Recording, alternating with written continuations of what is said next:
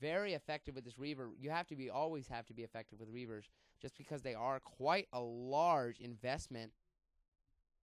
Command center floating over here, and now just going to kind of extend his wall, I guess you could say. Just going to move it over here and just pick up his natural and economically be safe in this game. Probe coming in from the front. We'll see that expansion there.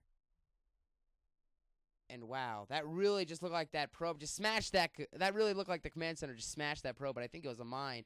And oh my gosh, the shuttle goes down, loses the Reaver. Absolutely horrible for Sentinel. Sentinel's going to find himself in a horrible situation there. Wow. He loses the Reaver and a shuttle, so a large investment down the drain for Sentinel. And Petzergling's economically ahead. So, wow, Sentinel is in a lot of trouble here. And this is when he decides he needs to push out. Obviously, he realizes he needs to do something to disrupt Petzergling. That's what the Reaver was for. But that failed oh so miserably. So he's going to be required to try to push out with an army and try to do some damage. But that is not going to be a large enough army, I feel. Thanks for Petzergling. He does have the mines there. And I just said and clicked around like crazy right there. So sorry about the clicking. And but this is not going to be a large enough army. But he is pushing out. And now he's going to actually throw up another expansion. He's not going to attack and do some damage. He's just going to economically try to take the lead here, throwing up another gateway here just to try to stay ahead of this game. But he lost that Reaver. And this is very good missile turret placement. Putting the eBay over the missile turret right there. The shuttle actually came in, got hit by that missile turret, tried to run away from that, and actually ran into another missile turret. Shuttles, you can lose them actually fairly easy before you get the speed upgrade. With the speed upgrade, you'll notice that your shuttles will last about 99% of the time longer. And he actually double expanded to the bottom right expansion, and I think this is what Sentinel needed to do to take the economic lead. He's going to find himself economically ahead if he can withstand these expansions. But just as he's doing this, vultures coming out, and these vultures could get some map control here and see these expansions, and this could Petzergling could do another timing push for GG, I feel. Throwing up missile turrets around is natural. Still just really playing it safe. Now observers are going to be out on the field and will be a part of this game very shortly. Barracks coming over for scouting. Vultures look like they will be going to the bottom right next. And this could be big right here. But for Petzergling, Petzergling looks like he will be able to. And now that's 2 cannons going up. So he's going to see this. And it looks like these cannons might be coming up in the perfect timing, but no, they're late.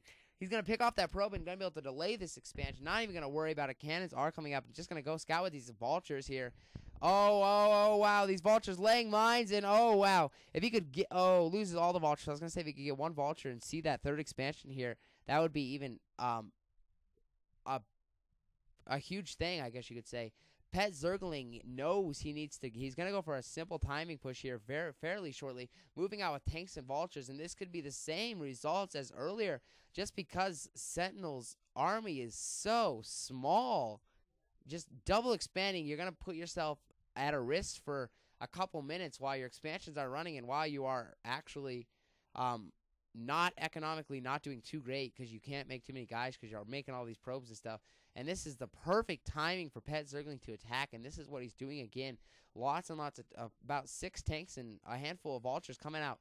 Going to siege up and maintain the middle, and this might be the same old-school game we've seen endless times on Bluestorms. Players like to split the map diagonally from the top right to the bottom left corner, just the path in the middle. Love to split that. Observer having full vision of what's going on, though, but the missile turrets are going up here and going to spread his tanks out here so he doesn't have to deal with storms so much.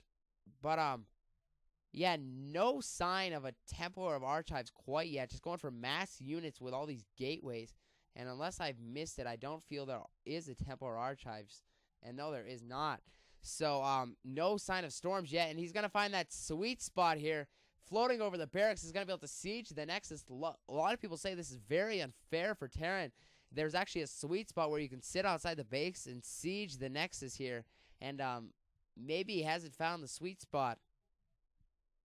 Yeah, goons coming out to take care of this barracks. It's kind of late in the game to try to take that sweet spot just because there's going to be enough goons out there. But he's going to be able to... Oh, will he lose this? Oh, wow. It doesn't look like he's going to lose this barracks. Keeping the barracks there for vision while these tanks dominate these goons here. But Actually, these goons might beat these tanks, and we have seen some crazy battles so far. We have seen a probe attacking an SCV while the SCV repaired the supply depot, and we have also seen goons attacking barracks, so that just shows what kind of game this is.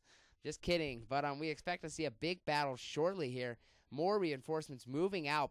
Sentinel's army now is starting to get bigger because he's actually reaping the benefits from his expansions. But now this is the time that Sentinel has pushed in. Vultures first, tanks behind, sieging up, coming in here, and wow, Sentinel needs to be very careful with these goons. He can't just walk in and lose all the units, but he doesn't want to get contained either. And no storms from Sentinel. With storms, he might be able to win this battle. Marching in, tanks barely going to get sieged up in the time, and all these goons look like they will be falling. Lots and lots of goons pushing in, but these tanks, with storms, these tanks would be falling like dominoes.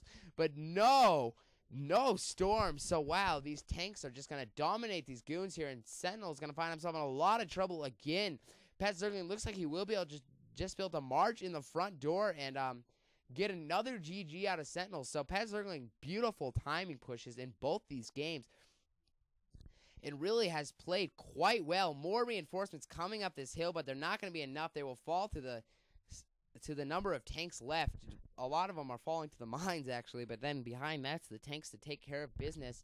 So Petzergling beautifully played both these games, laying mines everywhere while slowly moving in. I don't see what Sentinel is going to be able to do, and Sentinel leaves the game GG. So, yeah, Petzergling moving on to the round 2, while Sentinel's going to have to fight in the loser's bracket or consolation bracket, trying to make his way back to the main draw. But either or, there should be some more fun, exciting games. So, thank you for watching, guys, and that's all I got. So, this is Sunday signing out. Thanks, bye.